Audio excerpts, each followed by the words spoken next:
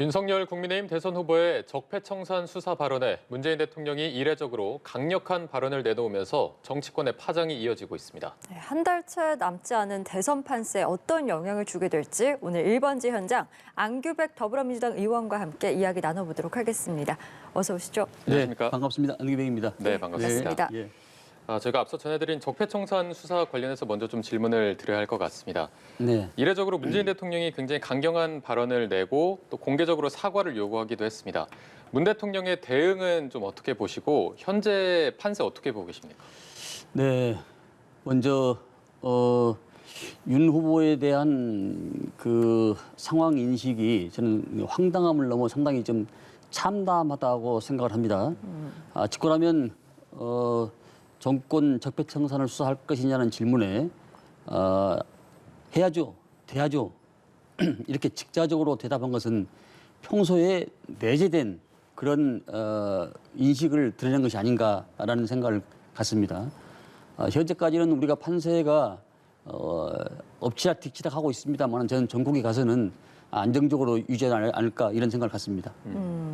윤석열 후보 같은 경우에는 이제 문재인 대통령의 이런 사과 요구에 대해서 자신의 사전에 이 정치 보복이란 없다 이렇게 답을 했거든요. 뭐 논란에 대해서 좀 진화를 하는 모습이지만 이런 발언에 사과의 의미가 포함이 돼 있다라고 보십니까? 어떻게 저는 그렇게 생각하지 않습니다. 윤 후보가 말씀하시는 것이 그 목적이 정권에 대한 수사, 정치 보복이라는 그런 저는 그 본색을 좀 드러낸 것이다라는 평가를 하고요. 이 문제에 대해서 논란이 커지자 문 대통령의 생각과 내 생각과 별반 다른 점이 없다. 그라고 말씀하시는데 예. 저는 그것이 대통령 후보가 세대를 가르고 이념을 가르고 또 계층을 가른다라는 것이 이 정치가 되겠습니까? 그래서 저는 앞으로 이런 그 분열의 정치가 아닌 통합의 정치, 또 대선 후보 역시 분열적 언어가 아닌 통합 언어로 정치를 해야 된다 이런 생각을 저는 강하게 주장을 하고 있습니다. 네, 지금 국민의힘이 반박하는 입장을 보면요, 문 대통령의 이런 발언들이나 사과를 요구하는 게 명백한 선거 개입이다 이런 입장을 보이고 있습니다.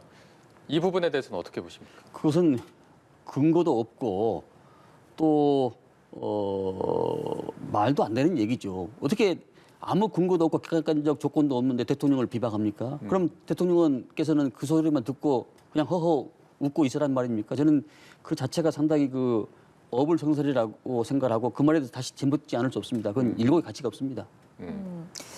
이렇게 대통령이 이제 대선판에 등장을 하게 되면서 예. 이 부분들이 어떻게 이 대선에 영향을 줄 것인가에 대해서도 지금 촉각을 곤두세우고 있는 것 같습니다. 이번 상황이 대선에 미칠 파장 어느 정도 보시는지도 궁금하고요. 네. 예, 또 하나 더 질문 드리면 예.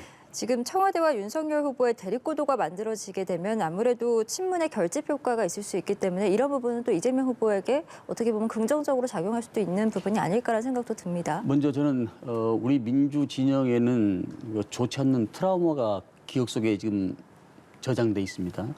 그래서 그동안 전통적 지지자들의 결속이 좀 느슨했는데 이번을 계기로 상당히 좀 응집하지 않을까라는 그런 전망을 해보고요. 야당이 앞으로 청와대와 계속 이렇게 대결 구도로 갈지 안 갈지는 뭐 더 두고 봐야 되겠습니다만은 예. 그 앞으로 이 부분에 대해서도 윤석열 후보께서는 계속 논란을 할 것이다. 뭐 이를테면은 가난한 사람은 부정식품을 먹을 수밖에 없지 않냐. 뭐 전두환 씨가 정치를 잘했냐, 못했냐. 뭐 이런 말씀 부분들이 저는 상당히 그냥 부지불식간에 나온 것이 아니다.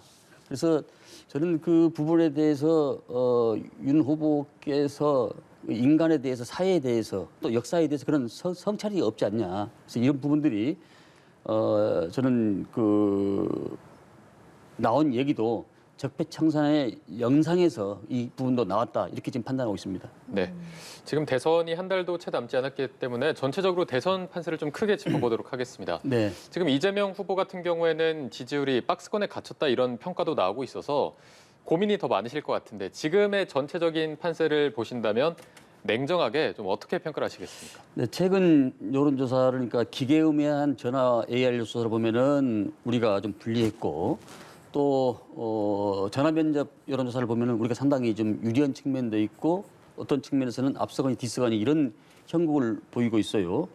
그렇게 보면 매 대선은 상당히 어렵습니다. 특히 집권 여당으로서의 선거를 치르는 입장에서는 아무래도 어려울 수밖에 없는데 선거의 관건은 이제 마지막까지 중산층과 중도층을 우리 쪽으로 계속 견인해 오는 이런 게 상당히 저는 중요하다고 생각합니다.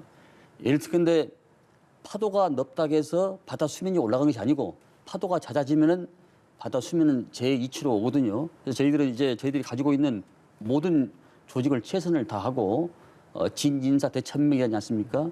어떤 건곤일체적으로 심적으로 최선을 다하고 생각하고 있습니다. 예. 네.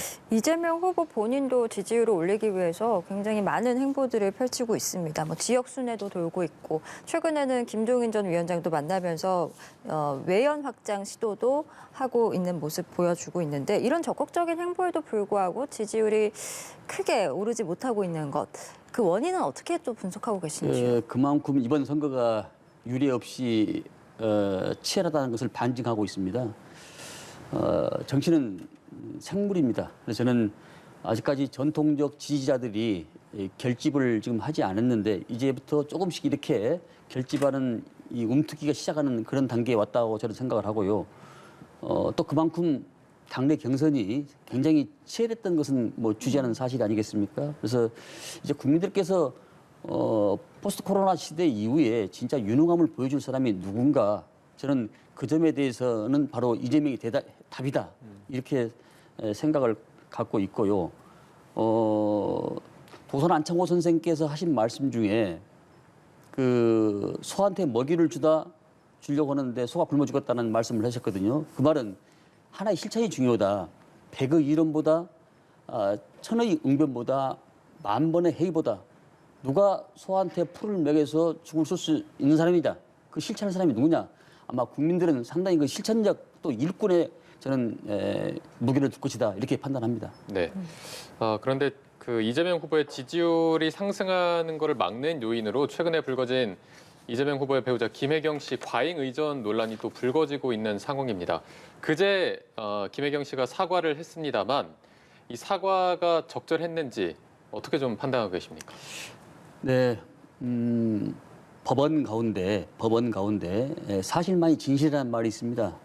저는 상대 후보가 마타도로 들고 오더라도 저는 상당히 겸허하게 해야 된다. 그래서 다소 좀 늦었지만은 모든 사실에 대해서 겸손과 겸허한 자세로 이해를 구하고 설득을 구하고 또 그렇게 했다는 점에서 높이 평가를 하고요.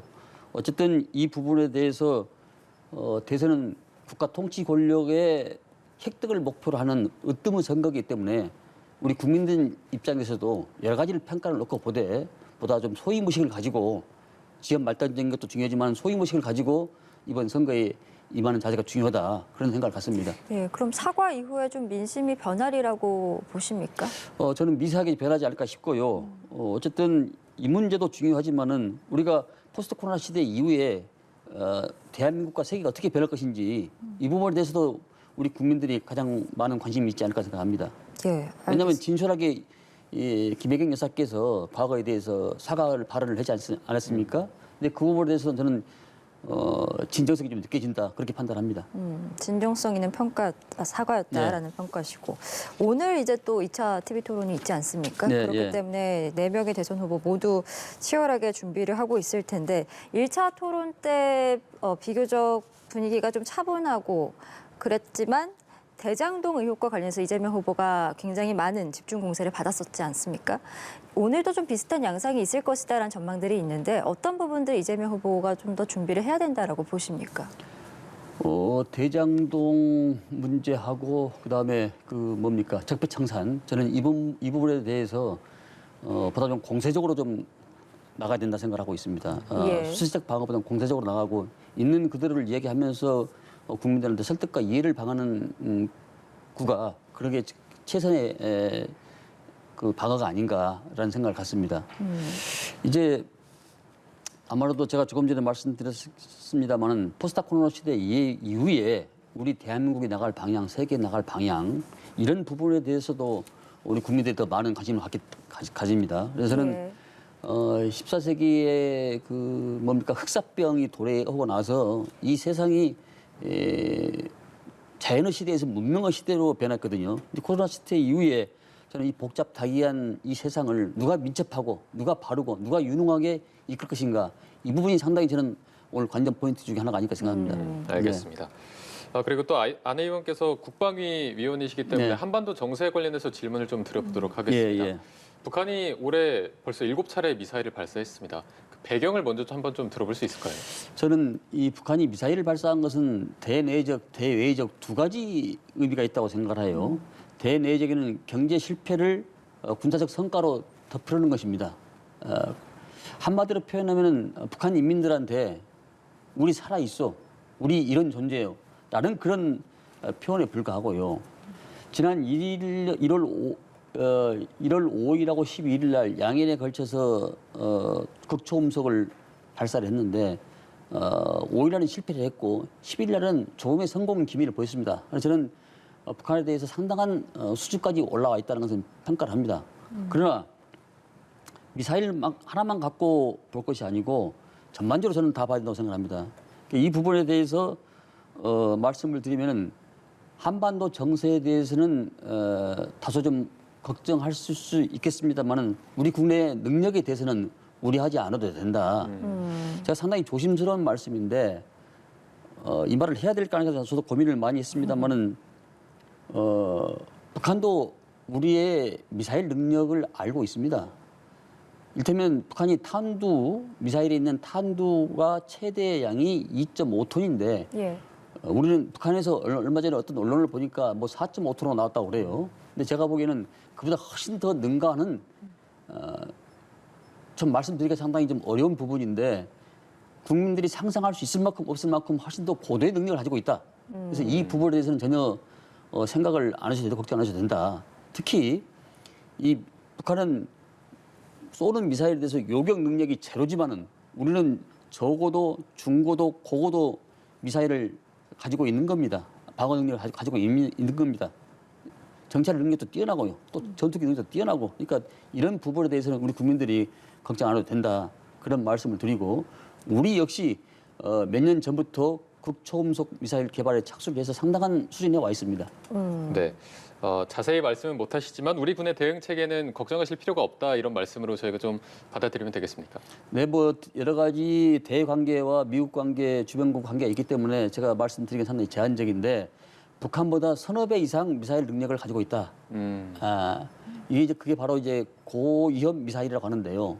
세칭 고폭탄 미사일이라고 합니다만은 그 미사일 능력이 우리가 발표를 못할 뿐이지 상당한 능력을 갖고 있다라고 생각하시면 될 것 같습니다. 예. 네. 네.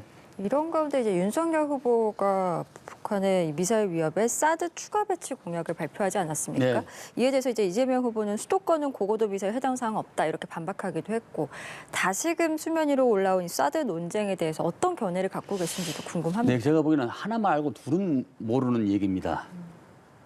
오직 안보를 가지고 표를 얻겠다는 것은 저는 그 행태에 대해서 상당히 좀 그 어리석은이라고 생각을 하는데요.